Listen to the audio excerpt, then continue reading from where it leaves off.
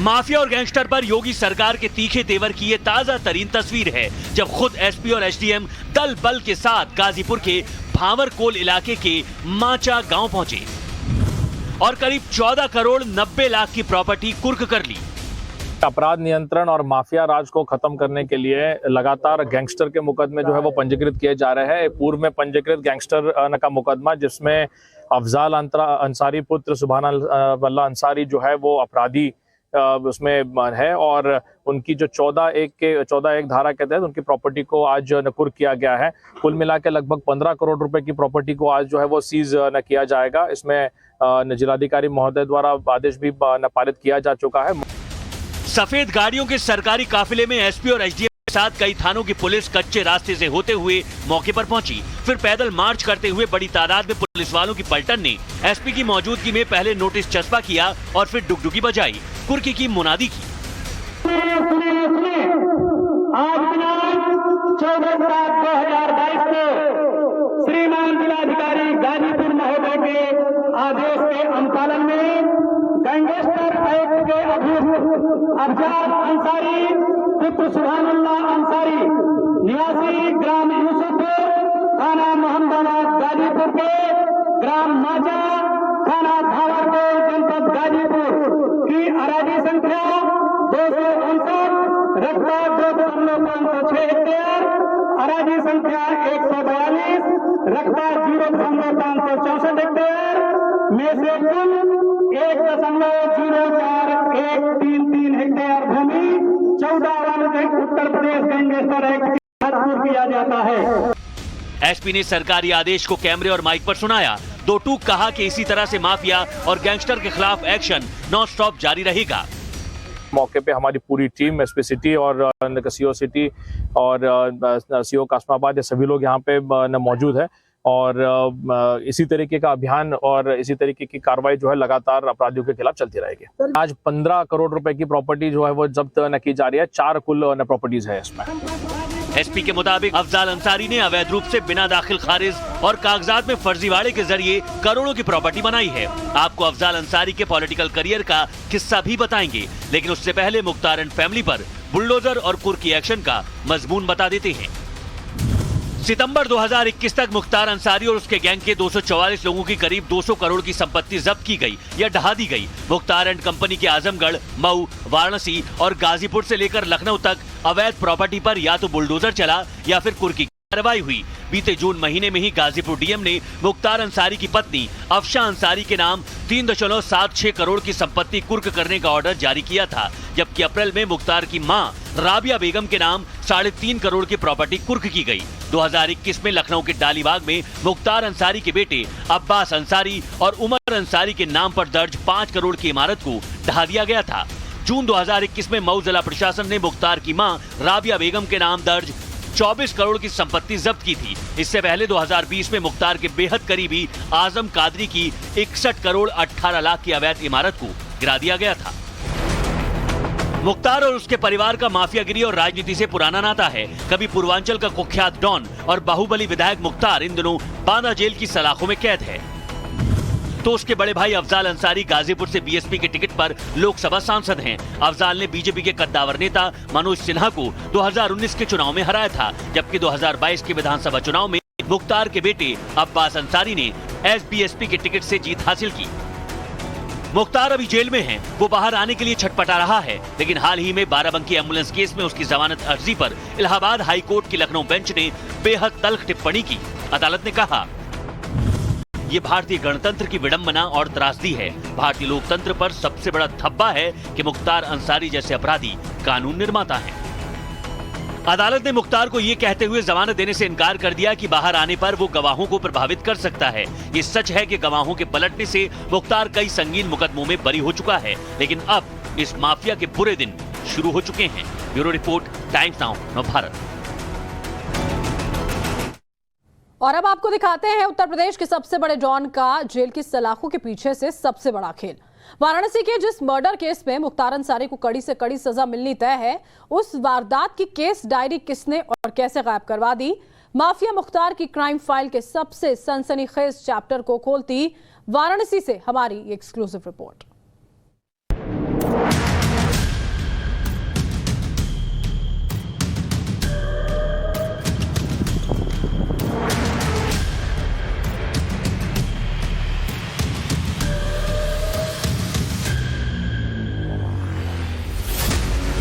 Jail में बंद mafia don का सबसे बड़ा खेल।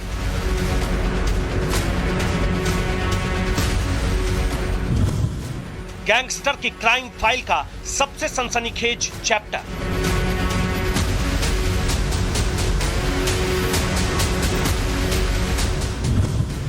मुख्तार का गेम ओवर, सजा उम्र कैद या फांसी।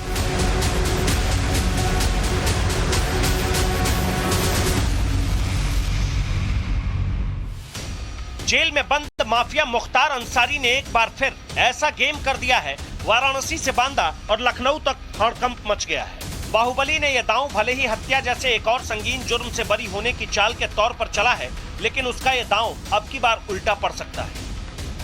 दरअसल मुख्तार पर 31 साल पुराने अवधेश राय हत्याकांड में एक और एफआईआर दर्ज की गई है। वाराणसी के कैंट थाने में दर्ज इस एफआईआर में माफिया डॉन पर मर्डर के मुकदमे की केस डायरी गायब करने का आरोप है। माफिया डॉन मुख्तार अंसारी अभी तक अपने गुनाहों पर पर्दा डालने में कामयाब रहा है, लेकिन वाराणसी से जुड़ा एक ऐसा मामला है जो अब उसके जी का जंजाल बन चुका है। एक ऐसा मामला जिसमें मुख्तार अंसारी का बच पाना नामुमकिन नजर आ रहा है। 31 साल पहले हुए अवधेश राय हत्याकांड में मुख्तार अंसारी को अब सजा का डर सता रहा है और शायद यही कारण है कि इस सजा से बचने के लिए वो हर जतन कर रहा है, हर संभव कोशिश कर रहा है। आरोप है कि उसने पहले इस मामले में गवाहों को धमकी दी और अब इस केस से जुड़ी हुई पूरी फाइल को ही गायब करा दिया। अवधेश राय मर्डर केस का पूरा किस्सा आपको सुनाएंगे, लेकिन उससे पहले इस मुकदमे की केस डायरी गायब करवाने के जुर्म पर वाराणसी पुलिस का क्या कहना है, सुनिए। अवधेश राय हत्याकांड जो बहुत पहले हुआ था, उसकी केस डायरी सुनियोजित तरीके से गायब करा दी गई ताकि जो ट्रायल है उसको विलंबित किया जा सके। इस प्रकरण में एक आख्या पैरोकार के माध्यम से प्राप्त हुई थी, जिसकी हमने चौकी प्रभारी कचहरी से जांच कराई। जांच के बाद ये पाया गया कि वास्तव में अभियोग को और ट्रायल को विलंबित करने का उद्देश्य रहा है और केस डायरी एक सुनियोजित साजिश के तहत गायब कराई गई है। वाराणसी में लहुराबीर इलाके के इसी घर के सामने 3 अगस्त 1991 को अवधेश राय की हत्या कर दी गई थी। हमलावरों ने अंधाधुंध गोलियां बरसाकर उनके जिस्म को छलनी कर दिया था।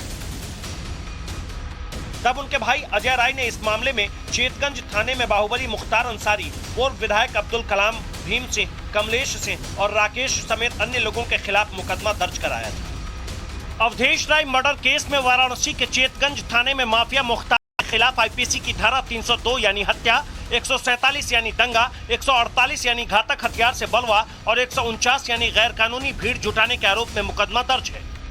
बताया जाता है कि 3 अगस्त 1991 को अजय राय के जो बड़े भाई हैं अवधेश राय अपने कुछ साथियों के साथ इसी रास्ते से घर पे आते हैं। घर के गेट के पास उनकी कार रुकती है, तभी पीछे से एक अन्य कार आती है और वहां से उस कार में से निकले बदमाशों ने ताबड़तोड़ फायरिंग शुरू कर दी और इस घटना में अवधेश राय की मौत हो जाती है। आरोप ये भी है कि इस घटना को मुख्तार अंसारी और उनके जो साथी थे उन्होंने अंजाम दिया था। जो अजय राय है वो मुख्य तौर पे गवाह है और वो अपने कोर्ट के अंदर वो एक तरीके से चट्टान की तरह मुख्तार अंसारी के सामने खड़े हैं।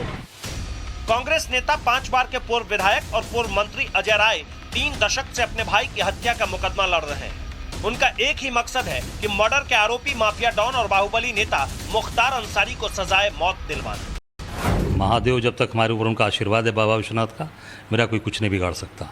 और पूरी ईमानदारी और दमदारी के साथ ऐसे व्यक्ति को सलाखों के पीछे भेजना सरकार भेजे, हम सब लोग उसके लिए कटिबद्ध हैं।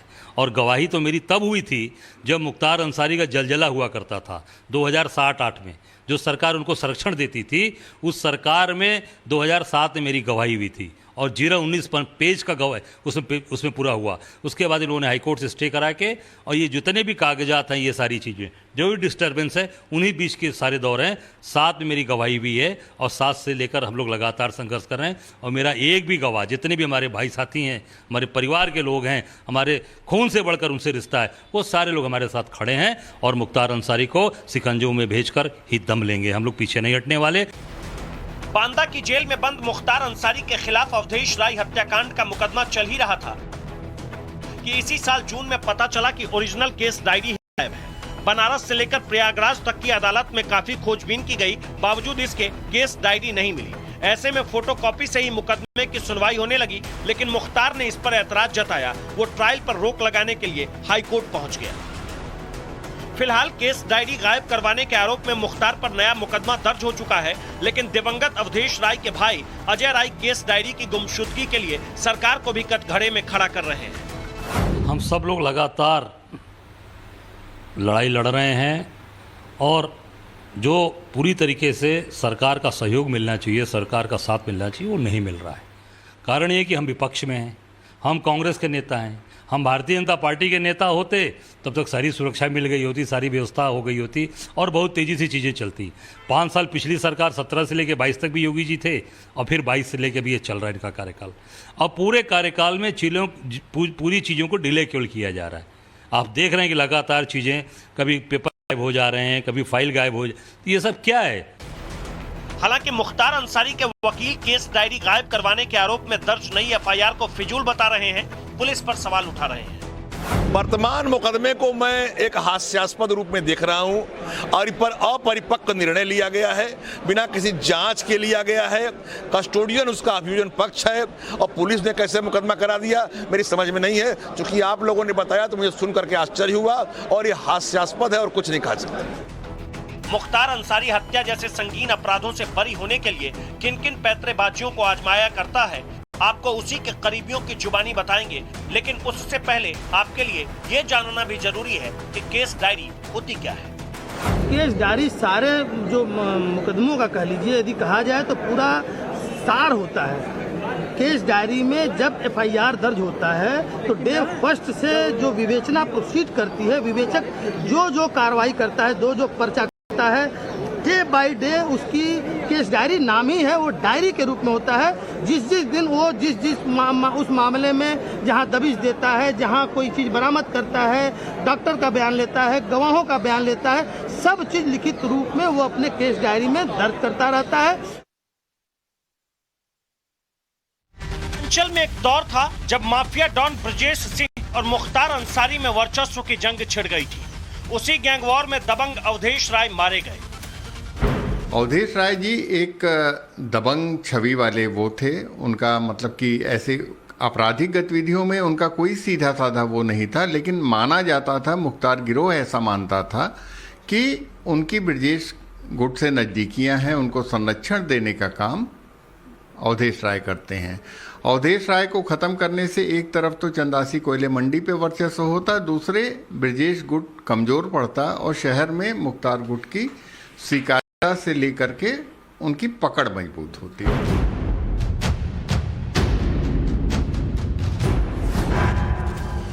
बाहुबली नेता, माफिया और गैंगस्टर मुख्तार अंसारी के खिलाफ करीब 54 केस दर्ज हैं। वो अलग अलग वारदातों में 25 अक्टूबर 2005 से जेल में बंद है। उसके गुनाहों पर करीबी नजर रखने वाले वाराणसी के वरिष्ठ पत्रकार पवन सिंह बताते हैं कि मुख्तार सलाखों के पीछे से अपने गुनाहों की निशानियां मिटाने की चाहे लाख कोशिश कर ले, लेकिन उसका बचना अब बेहद मुश्किल है, क्योंकि अवधेश राय मर्डर केस में मुख्तार के खिलाफ गवाह कोई और नहीं बल्कि खुद दबंग नेता अजय राय है। कुल मिला जुला के जो दशा बन रही है, जिस तरीके का केस हुआ है, वो उनका जेल की सलाखों के पीछे से निकलना तो असंभव प्रतीत हो रहा है। और उसके ऊपर भी जो कहा जा रहा है, माना जा रहा है कि अगर न्यायिक प्रक्रिया के तहत हत्या के मामलों में मौत की सजा होती है तो वो भी कोई बड़ी बात नहीं है, ये न्यायालय का निर्णय हो। मुख्तार मुकदमों के गवाहों से कैसे डील करता है, ये आपको उसे बेहद करीब से जानने वाले वाराणसी के समाज सेवी और नेता सुधीर सिंह की जुबानी सुनाते हैं। एक समय ऐसा था कि मैं भी समाजवादी पार्टी में था और मैं प्रदेश का सचिव था। मुख्तार अंसारी विधायक था, उसके समर्थन से सरकार चलती थी। अफजाल अंसारी सपा के जो है सांसद थे। मैं उनके साथ कभी नहीं था, लेकिन हम लोग एक दल में थे और मैंने बहुत नज़दीक से देखा है इन सबों के, क्योंकि मैं भी गाजीपुर का रहने वाला हूँ। इन सबों का ये है कि कहीं भी कोई घटना हुई तो गवाह को पहले प्रभावित करो। गवाह को सीधे सीधे ऑफर रहता है, या तो करोड़ों रुपए ले लो या तो तुम्हारी जान चली जाएगी। गवाहों के पलटने या सबूतों के अभाव में मुख्तार को क्लीन चिट मिलने की कई मिसालें हैं। 29 अगस्त 2009 को गाजीपुर में ठेकेदार अजय प्रकाश सिंह उर्फ मन्ना सिंह की हत्या हुई। इस मर्डर का इल्जाम भी मुख्तार अंसारी के सिर पर था, लेकिन सितंबर 2017 में 7 अन्य आरोपियों के साथ इस मर्डर केस में बरी हो गया। अब की हिस्ट्री शीट का नया चैप्टर बताया जा रहा है। यहाँ जो फाइल गायब हुई है, ये इनके द्वारा कई साल पहले गायब कराई गई थी और जानबूझकर कोर्ट में अर्जी दी गई कि साहब फाइल मंगाई जाए तब मेरा मुकदमा कराई है। ये पहले ही मुकदमा होना चाहिए था, लेकिन देर आए दुरुस्त आए, आज मुकदमा हुआ है। इनके खिलाफ कार्रवाई होनी चाहिए और भी जो इनके मुकदमे चल रहे हैं उनकी पता नहीं चलता है कि गोली किसने चलाई। ये सीबीआई से भी बरी हो जाते हैं। सोचिए कितना बड़ा नेक्सस है और इनकी फंडिंग विदेशों से होती है, इनका पैसा पाकिस्तान से आता है। जिस कृष्णानंद राय मर्डर केस का जिक्र सामने आया है, आपको उसके बारे में भी बता देते हैं। 29 नए लोगों को सरेआम गोलियों से भूनकर हत्या कर दी गई। जुलाई 2019 में स्पेशल सीबीआई कोर्ट से इस मुकदमे में भी मुख्तार बरी हो गया। अपने रसूख और हनक के दम पर माफिया डॉन मुख्तार अंसारी ने पूर्वांचल के एक बड़े हिस्से पर सालों तक राज किया। इस दौरान उसके ऊपर हत्या के प्रयास, लूट और धमकी जैसे कई संगीन आरोप लगे। वो पिछले कई सालों से जेल के अंदर बंद है, लेकिन अदालत में मुख्तार अंसारी के सामने कोई नहीं टिक पाता। या तो गवाह मैदान छोड़कर चले जाते हैं या फिर उन्हें दुनिया से छोड़कर जाने पर एक तरीके से मजबूर कर दिया जाता है। मुख्तार के खौफ का आलम यह है कि कृष्णानंद राय हत्याकांड में भी गवाह मुख्तार के सामने पलट गए और समूची बीजेपी सरकार देखती रह गई।